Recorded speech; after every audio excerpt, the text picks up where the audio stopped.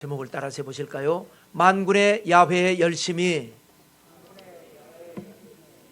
이를 이루시리라. 이런 제목으로 말씀 나눌 때에 은혜와 축복이 여러분의 삶에 나타나게 되시기를 주님의 이름으로 축원합니다. 지난주에는 랍사게라고 하는 아수르의 대표자가 많은 말을 했습니다. 5가지 말을 했죠.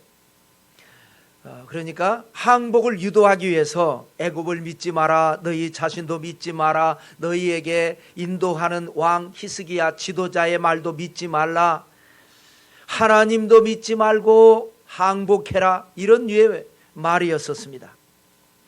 그럴 때 히스기야는 야훼를 신뢰하라, 야훼께서 반드시 우리를 건져주실 것이다. 이 말과 말의 싸움이었습니다. 이스라엘 백성들은 랍사게의 말을 듣고 항복할 것인가, 히스기야의 말을 듣고 포기하지 않을 것인가. 그들은 후자를 선택했습니다. 한 말도 대답하지 않았습니다. 이 말은 뭐예요? 랍사게의 항복 해유 작전이 실패한 겁니다. 실패하니까 랍사게가 이제 보고를 하는 거죠. 자기의 왕 아수르의 황제 사네립에게 안 통합니다. 여동도 하지 않습니다. 그러니까 오늘 이제 말씀은 사네립이 직접 협박하는 내용이 됩니다. 그래서 지난주하고 다른 것은 지난주는 랍사게의 말이 22절까지 전체가 다 거의 다가 랍사게의 말이었습니다. 히스기야의 말도 전에 히스기야가 했던 말을 랍사게가 인용한 말입니다. 그러니까 다 랍사게 말인데 오늘의 말씀은 이렇게 다양한 말입니다. 히스기야의 말도 있고 이사야 선지자의 말도 있고 사네립 왕의 말도 있고 그리고 이 말을 통해서 결국은 드디어 기적이 일어납니다. 절대 이길 수 없을 것 같았던, 질 것 같았던 전쟁에서 희한한 일이 일어나가지고 대역전 승리를 거두는 그런 내용이 오늘 전체 내용이 되겠습니다. 그래서 3가지로 말씀을 정리할 때에 여러분의 삶에도 하나님의 기적이 일어나게 되시기를 주님의 이름으로 축원합니다. 첫째는 히스기야의 말입니다. 히스기야는 믿음의 말이죠. 절망적인 상황에서 히스기야는 지난번에 우리가 다 나눴죠. 뭘 했습니까? 성전을 찾고 거기서 예배를 드리고 그리고 기도를 합니다. 그것이 오늘 1절 내용입니다. 1절. 그 다음에 2절은 뭐냐? 기도를 하고 난 다음에 하나님이 주신 은혜를 따라서 이사야 선지자에게 사람을 보내서 이제 뭔가 요청하는 상황을 설명을 하고 그리고 기도를 요청하는 내용이 이제 사람을 보낸다는 내용이 2절이고 그리고 이제 상황을 설명하는 말이 3절인데 읽겠습니다. 그들이 이사야에게 이르되 히스기야의 말씀에 오늘은 환난과 책벌과 능력의 날이라 아이를 낳으려 하나 해산할 힘이 없음 같도다. 이게 믿음의 말이라는 거예요. 히스기야가 뭐라고 했다고요? 믿음이라고 해서 무조건 여러분 세상 말은 부정적인 말이 많습니다. 부정적인 말은 뭐예요? 침소봉대라고 그러죠. 작은 것을 막 확대해서 아유 큰일 났다 큰일 났어. 큰일 아니거든요. 야 나 죽었다 죽었어. 죽지 않습니다. 아유 망했다 이거. 망하지도 않았어요. 망할 것 같기는 해도. 사람들은 부정적인 세상 풍조는 그렇습니다. 막 침소봉대하고 그렇다고 해서 우리가 뭐 믿음의 말이라고 해서 무조건 아니야 잘 될 거야. 괜찮아 괜찮아. 이것도 대책이 없는 거지 않겠습니까? 정확한 말을 해야죠. 그래서 히스기야가 뭐라고 그럽니까? 상황을 정확하게 설명합니다. 지금 오늘은 환난과 책벌과 능력의 날이다. 환난이 뭐예요? 전쟁이 일어나시고 환난이죠. 책벌은 뭐예요? 우리가 잘못해서 이 지경이 된 거다. 벌 받은 거다. 능력은 뭐예요? 야만인들이 와가지고 온갖 말을 해도 대꾸조차도 하지도 못하고 하나님이 영광 가리는 그런 능력의 날이다. 이게 이제 상황을 설명하는 말이에요. 그 다음에 여기 뭐입니까? 아이를 낳으려 하나 해산할 힘이 없음 같도다. 이게 여러분 기가 막힌 믿음의 말이라는 거예요. 아이를 낳는다는 건 뭡니까? 희망입니다. 아이를 낳으면 생명이고 희망입니다. 축복입니다. 문제는 뭐예요? 낳는 게 쉽지가 않습니다. 애 낳다가 죽는 경우도 있어요. 애도 죽고 엄마도 죽고. 지금으로부터 2700년 전이니까 의료적인 어떤 혜택이 없지 않습니까? 목숨을 걸고 낳는 거예요. 그러니까 문제가 뭐냐면 문제를 어떻게 보는 거예요? 이 문제를 잘 극복만 하면 더 좋은 희망이 있는데 극복하지 못해서 문제지 문제가 아니라는 거예요. 문제를 아이를 낳는 걸로 보는 겁니다. 우리는 문제가 닥치기만 하면 그냥 모든 것을 부정적으로 받아들이기가 쉬운데 그러지 말라는 거죠. 아이를 낳는 거다. 힘들게 목숨 걸고 아이를 낳는 거다. 우리가 시험을 당하든지 시련을 당하든지 때로는 억울한 일을 당하든지 이 세상에는 있습니다. 오죽하면 여러분 시에도 그런 시가 있지 않겠습니까? 흔들리지 않고 피는 꽃이 어디 있으며 비에 젖지 않고 피는 꽃이 어디 있으며 모든 인생 사례가 시험이 있고 시련이 있고 때로는 억울하고 때로는 속상하고 때로는 괴롭습니다. 그런데 그게 문제가 아니라는 거예요. 그런 일이 있을 때 극복할 수 있는 힘이 없는 게 문제인 거죠. 극복만 하면 어떻게 된다고요? 아이를 낳는 축복, 아이가 태어나는 희망, 그런 일인 거예요. 우리의 신앙도 마찬가지입니다. 우리 인생도 마찬가지입니다. 자, 그러고 난 다음에 상황을 이렇게 설명하고 난 다음에 이사야에게 기도를 요청합니다. 꽤 길죠? 4절 한 절이 이렇게 깁니다. 읽겠습니다. 당신의 하나님 야훼께서 랍사게의 말을 들으셨을 것이라. 그가 그의 상전 아수르 왕의 보냄을 받고 살아계시는 하나님을 회방하였은즉 당신의 하나님 야훼께서 혹시 그 말로 말미암아 견책하실까 하노라. 그런즉 바라건대 당신은 이 남아있는 자를 위하여 기도하라 하시더이다 하니라. 자, 지난주에 랍사게가 온갖 말을 할 때에 이스라엘 백성들이 그 말을 들었습니다. 그럴 때 히스기야가 너희들은 대꾸하지 마라, 말 섞지 마라, 저 부정적인 말 듣고 흔들리지 마라, 오직 하나님만 바라보라. 그랬을 때에 이 사람들은 이제 선택을 해야 되는 거죠. 인간적으로 보면 랍사게의 말이 100번 맞는 말입니다. 그런데 영적으로 보면 하나님이 도와주실 것이니까 낙심하지 말고 뒤로 물러가지 말고 포기하지 말고 하나님 바라보라 라고 하는 말.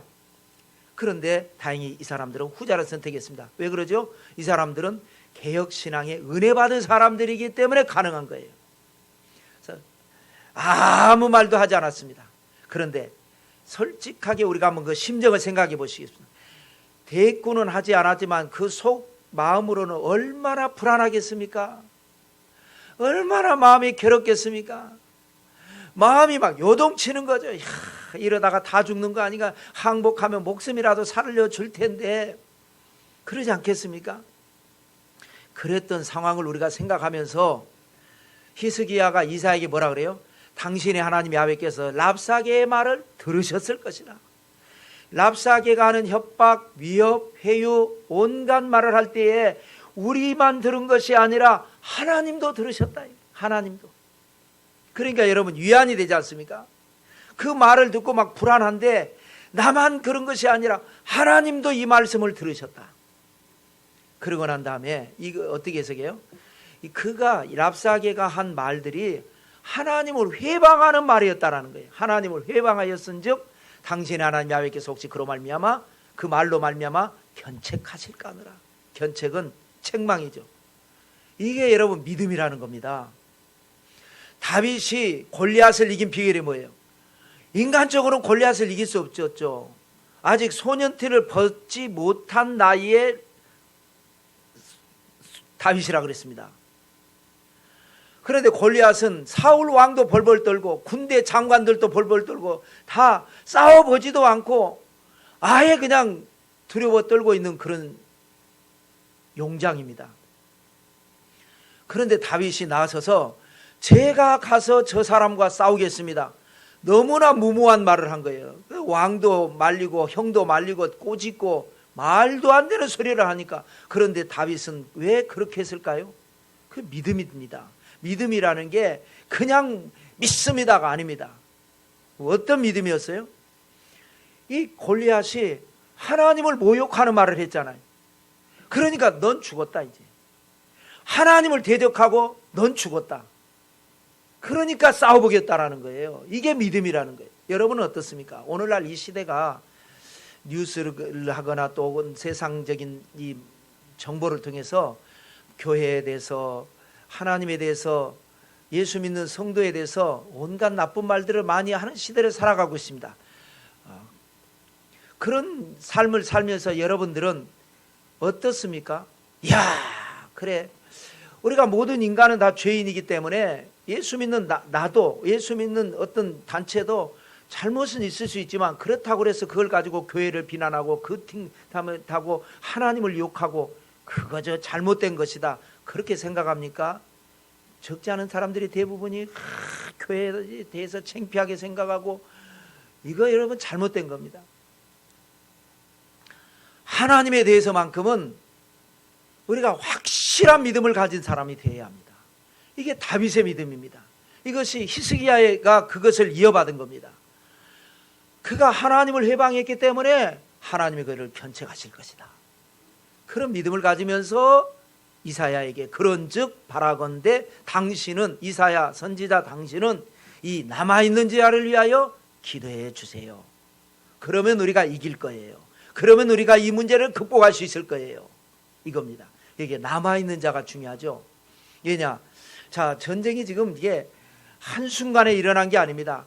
이미 몇 년 전에 북왕국은 멸망했고, 몇 년 전부터 이게 들썩들썩 하다가 들어왔고, 그래서 예루살렘은 워낙에 난궁불락이니까 못 치고 포위하고 있고, 주변 예를 들어서 서울 이 주변에부터 다 초토화시키고 충청도, 경상도, 전라도 다 하고 이런 상황입니다. 다 무너진 겁니다. 한 곳만, 수도만 버티고 있는 상황입니다. 그러니까 이 사람들 중에서는 도망간 사람도 있고, 충격받아서 쓰러진 사람도 있고, 변절해서 친일파와 같이 밖에 내통하는 사람도 있고, 적지 않은 사람들이 이렇게 돼버린 겁니다. 그런데 이 남아있는 사람들, 끝까지 믿음을 포기하지 않고 하나님을 바라보고 믿음을 지킨 사람들을 위해서 기도해 주십시오. 우리가 반드시 이 어려움을 극복해낼 줄로 믿습니다. 이겁니다. 이게 히스기야의 믿음의 말이라고 하는 겁니다. 자, 그러면 두 번째로 사네립의 망령된 말을 보시겠습니다. 히스기야가 이사야에게 사람을 보내서 기도를 요청하고 있는 동안에 그 사이에 랍사게는 자기의 왕 사네립에게 보고를 한 겁니다. 아이고, 안 통합니다. 아무리 협박하고 아무리 회유를 해도 이 사람들이 꿈쩍도 하지 않습니다. 항복 회유 작전이 안 통한다라고 보고를 한 겁니다. 그러니까 사네립이 직접 나선 겁니다. 물론 사네립이 직접 오지는 않았지만 어차피 서로 대치하고 있으니까 사람을 보내서 히스기야 왕에게 이런 말을 한 겁니다. 뭐라고 말을 했을까요? 10절을 읽어보겠습니다. 너희는 유다의 히스기야 왕에게 이같이 말하여 이르기를, 너는 내가 신뢰하는 하나님이 예루살렘이 아스루 왕의 손에 넘어가지 아니하리라 하는 말에 속지 말라. 쉽게 말하면 뭐예요? 히스기야에게 하나님께 속지 말라는 거예요. 이런 망령된 말이 어디 있습니까, 여러분? 이 사람들은 다신교입니다. 신을 믿는 사람들입니다. 어떤 특정한 신이 아니라도 다른 나라가 믿는 신이라도 그 사람들은 받아들이는 사람들입니다. 신에 대한 경외심을 가진 사람들입니다. 그런데 세상의 모든 신은 다 가짜 신이지만 야훼 하나님은 창조주 하나님이신데 그 야훼한테 속지 말라는 거예요. 물론 그러려고 그런 건 아닙니다. 왜냐하면 이것은 아수르가 워낙에 강대국으로 일어나서 주변 나라를 다 초토화시키고 멀리 떨어져 있는 이 팔레스타인 지역도 아람부터 시작해서 북왕국까지 주변 다 블레셋이고 뭐 다 함락을 시키고 예루살렘만 남아 있는데 항복을 안 한단 말이에요. 그러니까 왜 안 하는가 들어보니까 그들이 믿는 하나님 야훼가 건져주실 것이라고 믿고 버티고 있다라는 거예요. 그러니까 야, 그거 안 된다, 안 돼. 그 말을 하려고 한다고 하는 것이 너희 하나님께 속지 말라라고 하는 말까지 돼버린 겁니다. 이것이 여러분 불신앙자들의 망령된 말입니다. 그러면서 또 교만한 말도 하죠. 11절 12절을 읽겠습니다. 아수르 왕들이 모든 나라에 어떤 일을 행하였으며 그것을 어떻게 멸절시켰는지 내가 들었으리니 내가 구원을 받겠느냐. 나의 조상들이 멸하신 열방 고산과 하란과 레셉과 및 들라살에 있는 에덴 자손을 그 나라들의 신들이 건졌더냐. 엄청 여러분 교만한 말입니다. 아수르 왕들이 지금까지 자기 아버지 그리고 할아버지 때부터 시작해서 강하게 일어나서 주변 나라들을 다 잡아먹었는데 어느 나라가 이 아수르 손에서 벗어난 나라가 있느냐? 어느 신이 자기 나라를 건진 나라가 있느냐? 다 무너졌고요. 다 망했는데 이게 뭐예요? 이게 교만입니다, 여러분. 이게 성공에 중독된 사람입니다. 성공을 하면요 아나무입니다. 내가 한번 성공을 했잖아요. 나라를 다 정복을 해봤잖아요. 그러니까 모든 나라도 다 정복할 것이라고 생각을 하는 겁니다. 그래서 세상에는 영원한 승자가 없다라는 말이 있습니다. 한번 성공하면요 교만해져요. 그러면 무너지는 겁니다. 그런데 한번 성공해도 교만해지지 않는 사람이 있습니다. 2번, 3번 갑니다. 오래 가는 거죠. 그런데 오래 가다 보니까 자기도 모르게 교만에 빠지게 됩니다. 교만 안 하려고 했는데 나도 모르게 성공에 중독이 되다 보니까 감각이 무뎌져서 교만에 빠지게 되고 그래서 결국은 무너지게 되는 겁니다. 이것이 바로 이 사내립의 망령된 말이었고, 자, 이제 세 번째로는 이사야의 예언의 말입니다. 이사야가 먼저 히스기야 왕에게도 말을 하고 이 협박하는 사내립에게도 말을 하는데 히스기야에게 먼저 사내립에게 말을 합니다. 먼저 교만을 지적을 하죠. 23절과 건너뛰어서 25절을 읽겠습니다. 내가 회방하며 능욕한 것은 누구에게냐? 내가 소리를 높이며 눈을 높이 들어 향한 것은 누구에게냐? 곧 이스라엘의 거룩하신 이에게니라. 내가 우물을 파서 물을 마셨으니 내 발바닥으로 애굽의 모든 하수를 말리리라 하였도다. 그러니까 네가 지금 하고 있는 말은 하나님을 회방하고 있는 말이다. 깨닫지 못하니까 이걸 먼저 지적을 한 거죠. 그러면서 25절에 기가 막힌 표현을 쓴 겁니다. 그러니까 사내립이 자기 스스로 한 말을 이사야 선지자가 지적을 하는 거예요. 내가 우물을 파서 물을 마셨으니 이게 뭐예요? 성공을 말합니다. 당시에는 물이 귀한 곳입니다. 그래서 야 이게 한번 파봐. 아유 물이 안 나올 텐데요. 아 글쎄 파보라니까 파봤더니 물이 나왔어요. 와 어떻게 여기에서 물 나올 줄 아셨어요? 역시 우리 사내립 임금님은 훌륭하셔. 이 성공을 말을 하는 거예요. 이 사람이 해봤더니 되는 거예요. 지금까지 안 됐는데. 그러니까 굉장한 성공이기는 하지만 우주와 만물을 놓고 볼 때, 전 세계를 놓고 볼 때는 하나의 그냥 성공입니다. 이 성공에 도취하게 되다 보니까 얼마나 교만해지냐면 내 발바닥으로 애굽의 모든 하수를 말려버리겠다는 거예요. 발로 밟고 다니면 여러분 이게 바닥에 물이 있으면 닦아야 되죠. 닦아야 되는데 그냥 구차에 놔두면 여러 사람이 다니다 보면 그냥 말라지는 거잖아요. 그런데 자기 발바닥으로 애굽의 나일강을 말려버리겠다는 거예요. 얼마나 망령된 교만입니까? 이게 인간이 그렇습니다. 뭔가를 성취를 하고 나면 뭐든지 할 수 있을 거라고 하는 착각에 빠지는 거예요. 아니죠. 그거 하나를 하나님의 은혜로 한 거예요. 그래서 여러분 자녀 교육을 할 때 중요한 것은 자신감도 심어줘야 되지만 자신감이 지나치면 자만심이 되잖아요. 교만은 패망이 선봉이잖아요. 그래서 이제 심리학자들이나 이런 아동 발달 연구하시는 분들이 하는 게 뭐냐면 자녀들에게 자신감도 적당히 심어줘야 되고 이게 없으면 안 되죠. 그런가 하면 또 반대로 겸손함을 심어줘야 되는. 겸손하면 게 하는 게 뭐냐? 사람이 살면서 다른 사람이 나보다 더 나을 수 있다는 걸 생각을 해야 되죠. 자기 한계를 깨달아야죠. 그래서 슈퍼맨 증후군이라는 게 있어요.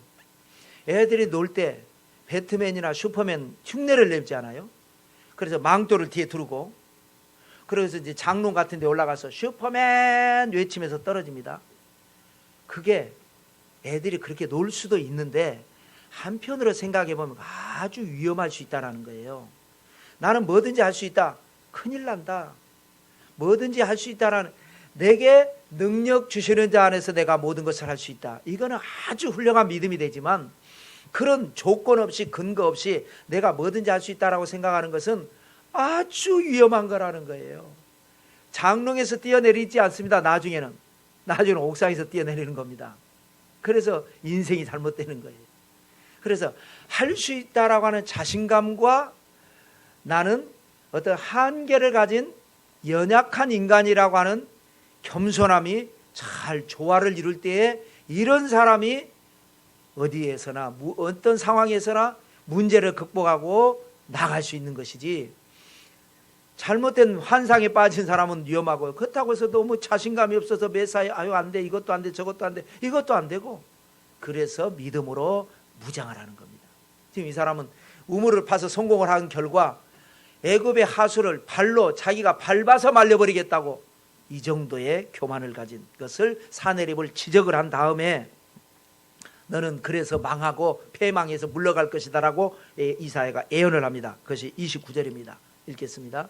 내가 나를 거슬러 분노함과 내 오만함이 내 귀에 들렸으므로 내가 갈고리로 내 코를 꿰며 재갈을 내 입에 물려 너를 오던 길로 돌아가게 하리라 하셨나이다. 코를 꿰가지고, 갈고리로 코를 꿰가지고 제 입에다가는 재갈을 물려서 아무 소리 못하게, 그래서 너를 오던 길로 돌아간다는 거, 본국으로 돌아가게 한다는 거예요. 왜 코를 꿰는다라고 했을까? 저는 이제 또 늘 말씀 묵상하면서 늘 하니까, 그래서 제가 생각해 본 게 이런 생각입니다. 코는 뭐예요? 냄새 맡는 거잖아요. 이 사람은요, 냄새를 맡을 줄 알아야 합니다. 나쁜 냄새가 너 맡을 줄 알아. 아, 여기 뭔가 음식 상한 것 같아. 이거 먹으면 안 돼. 이거 맡지 못하면 먹는 거죠. 먹고는 이제 큰 탈이 나는 거죠. 우리가 점심에 오늘 뭐 먹을까? 그런데 갑자기 주변에서 짜장면 냄새가 풍기, 야 오늘 짜장면 먹을까? 냄새를 맡고 결정을 합니다, 사람은. 그런데 코를 꿰니까 냄새를 못 맡는 거예요. 무슨 일이냐? 좀 이따 나오지만 결국은 물러갑니다. 왜 물러가냐? 지금 예루살렘을 함락시키기 위해서 포위하고 있었는데 진중에서 반란이 일어나가지고 결국은 18만 5천 명이 죽고 도망을 가는 거죠. 반란이 일어날 때에 그걸 냄새를 맡아야죠. 조짐을 깨달아야죠. 우리가 인생 살 때에 순간순간 느낌을 가지고 살아야 됩니다. 아, 이번 일은 될 것 같아. 야, 이거 베팅하자. 아니야, 이건 좀 위험할 것 같아. 하지 말자. 그 영성이 그래서 발달하고 하나님의 지혜를 얻어야 됩니다. 할 것과 하지 말아야 될 것, 냄새를 맡을 줄 알아야 되잖아요. 분위기 파악 전혀 못하고, 예를 들어 주식 투자인데 야 이거 망할 건데 여기에다가 잔뜩 투자해버리면 다 날아가는 거 아니겠어요? 냄새를 맡아야죠. 냄새를. 코를 꿰니까 냄새를 못 맡은 거예요. 그리고는 자기 자식들이 일으킨 반란인데 누구한테 저놈 나쁜 놈이야 말도 못하고 입에 재갈을 물려서 찍소리 못하고 어디 가서 하소연도 못하고 도망가게 되는 그런 일이, 너가 그렇게 교만하니까 너한테 그런 일이 일어날 것이다 라고 예언을 합니다. 그리고 이제 히스기야에게는 뭐라고 예언하느냐? 다윗의 언약을 상기를 시키는데요, 이 35절 말씀을 읽겠습니다. 대저 내가 나를 위하여 내 종 다윗을 위하여 이 성을 보호하며 구원하리라 하셨나이다 하니라. 자, 다윗, 이 한참 전의 인물 다윗, 수백 년 전 다윗을 다시 여기서 상기를 시킵니다. 내가 이 예루살렘을 보호하고 이 예루살렘이 함락되지 않게 건질 건데 다윗을 위해 산다. 그래서 여러분 우리가 믿음 생활 잘하자는 거예요. 부모의 신앙이 자녀의 삶에 영향을 미친다라는 거예요. 내가 어떻게 살았느냐에 따라서 내 자식들 혹은 그 후손들이 뭔가 잘못해서 뭔가 잘못된 일이 있어도 하나님께서 그래 그동안 우리가 심어놓은 믿음의 헌신 때문에 하나님께서 용서하시고 은혜를 베푸시고 구원해 주시고 도와주시는 역사. 이게 다윗의 신앙입니다. 물론 한편으로 또 저는 그렇게 생각하면 과연 내가 다윗과 같은 그런 믿음 생활을 하고 있는가? 부끄럽죠. 다윗은 천연 기념물과 같은 분이에요. 그렇지만 우리의 마음이라도 다윗과 같은 믿음으로 다윗과 같이 하나님을 감동시켜 보겠다고 마음이라도 먹어야 될 거 아니겠습니까? 부족하지만 그러라고 하나님께서 여기다 이렇게 기록해 놓으신 거 아니겠어요? 야야야 너는 안 돼. 너는 다윗 흉내도 못 내. 하지 마. 이러겠어요? 부족하지만 나도 다윗과 같이 내 마음에 합한 자라 그런 믿음으로 살아야지. 그러면 하나님께서 나에게도 은혜 주실 뿐만 아니라 나에게 영향을 받은 내 후손들이 나를 통해서 더 은혜를 받고 하나님의 사랑을 받지 않겠는가. 그런 여러분들 다 되시기를 주님의 이름으로 축원합니다. 그래서 다윗을 상기를 시키고 난 다음에 이제 구원을 얘기하는데, 이 예루살렘이 지금 인간적으로는 망하기 일보 직전이고 그야말로 바람 앞에 등불 촛불입니다. 이건 100% 망할 수밖에 없는, 인간적으로는. 그런데 안 망하고 다시 회복이 되는데, 회복하는데 3년 걸릴 것이다, 이런 말이 있습니다. 30절 읽겠습니다. 왕이여, 이것이 왕에게 징조가 되리니 올해는 스스로 난 것을 먹을 것이요, 둘째 해에는 또 거기에서 난 것을 먹을 것이요, 셋째 해에는 심고 거두며 포도나무를 심고 그 열매를 먹을 것이니이다. 아수르 군대가 너무너무 못된 나라, 역사적으로도 보면 그렇습니다.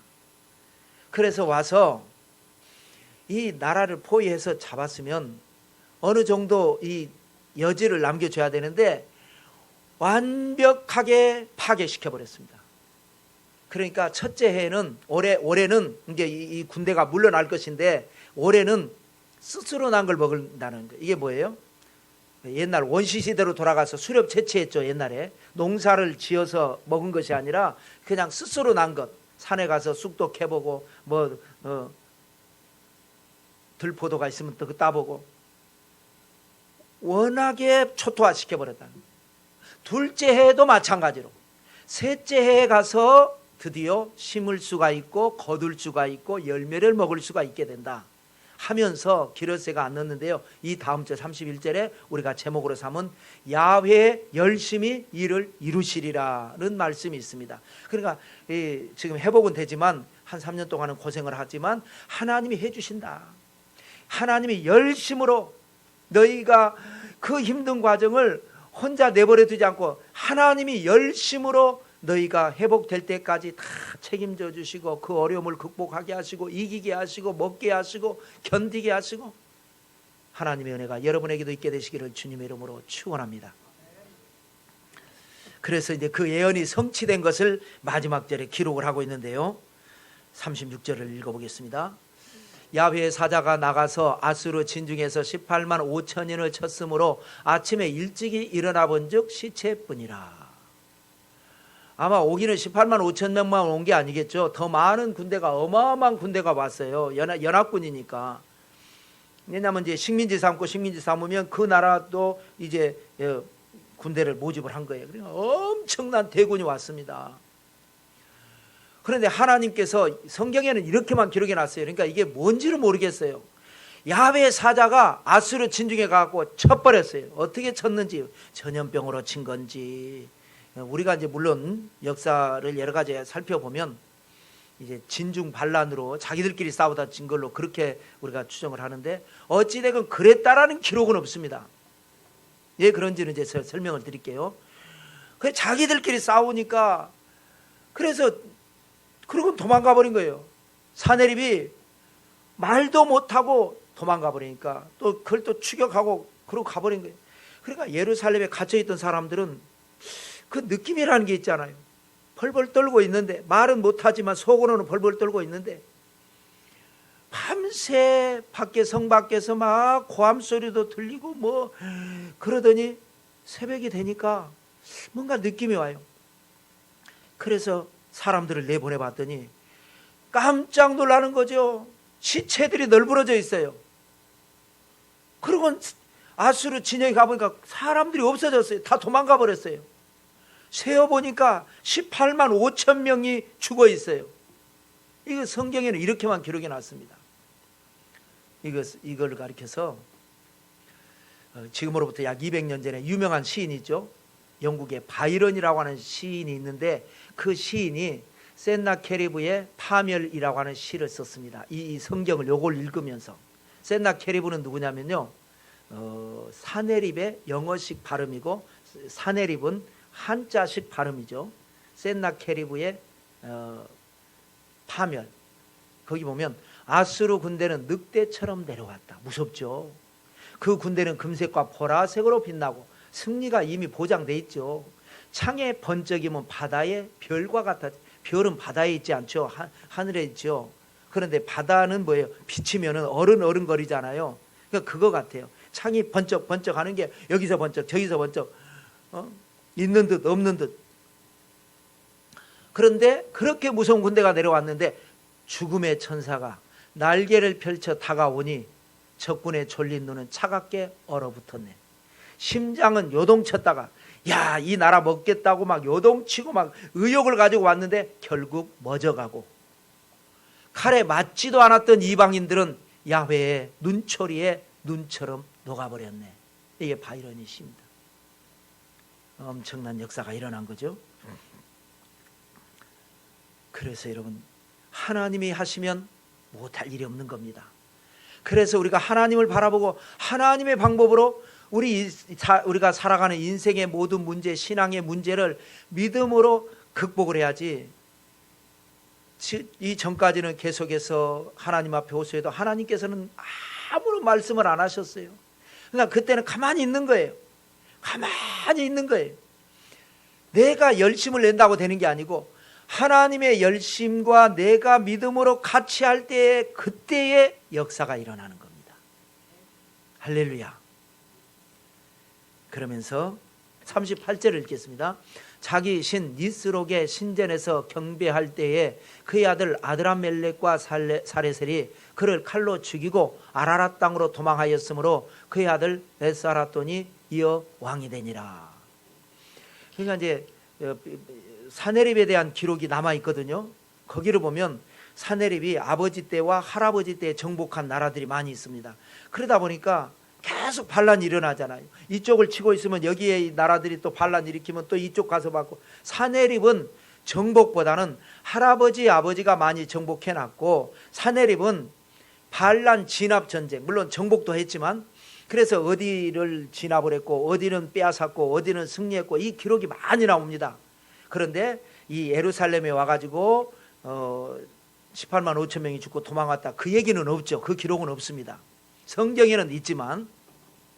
그리고 죽을 때 어떻게 죽었느냐, 아들들이 자기를 죽였다라는 기록이 나옵니다. 그러니까 이제 여러 가지 정황으로 학자들이 해석을 하기를, 아드람멜렉이 장남인데 장남이 우리 양녕대군처럼 뭔가 좀 미흡하다 싶어가지고 똑똑한 막내 아들 에스아라돈에게 이 세자 책봉을 했다. 그러니까 거기에 불만을 품은 아드람멜렉과 거기에 또 동조하는 큰형이 이 정권을 잡아야지 했던 동생 사레셀 두 아들들이 반란을 일으켰다. 그래 실패하고 돌아갔는데 그거를 쫓아가가지고 결국은 아버지를 죽였는데, 그리고 자기들이 왕이 되려고 했는데 아버지가 왜 아드람멜렉을 세자 책봉 안 하고 에스아라돈에게 했겠어요. 에스아라돈이 똑똑하니까. 똑똑한 아들이 형들의 반란을 진압하고 결국은 에스아라돈이 왕이 됐다. 이렇게 역사는 기록되고 있습니다. 자, 우리는 이 시대를 살아가면서 어떻게 하냐. 세상은 험한 세상입니다. 그 세상 속에서 우리가 믿음의 꽃을 피우고 축복의 열매를 맺는 비결이 뭐냐? 하나님의 방법으로 이기는 겁니다. 하나님의 방법으로 하면 어떤 문제도 다 이겨낼 수가 있습니다. 아무리 어려운 문제도, 아무리 힘든 문제도, 아무리 내가 부족해도 하나님의 방법으로 하면 반드시 기적은 일어나게 되실 줄로 믿습니다. 여러분이 모두가 다 기적의 주인공이 되시기를 성부와 성자와 성령의 이름으로 축원합니다.